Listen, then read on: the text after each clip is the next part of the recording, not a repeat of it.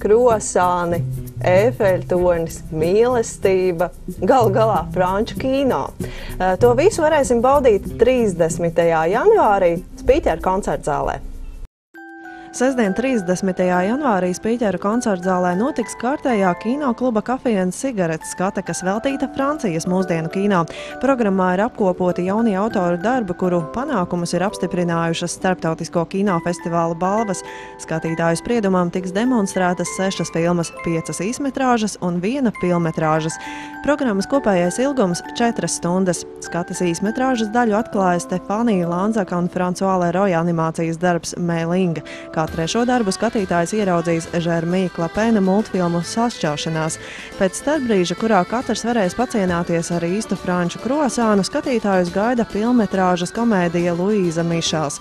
Turpinot tradīcijas, kinokluba Kafija un cigaretes skates laikā tiks rīkota balsošana, kuras laikā katrs skatītājs varēs atstāt komentāru un atdot savu balsi par iepatikušos filmu. Visi komentāri un balsošanas rezultāti tiks nodoti filmu autoriem. Skati tiek organizēta sadarbībā ar Francijas kultūras centru.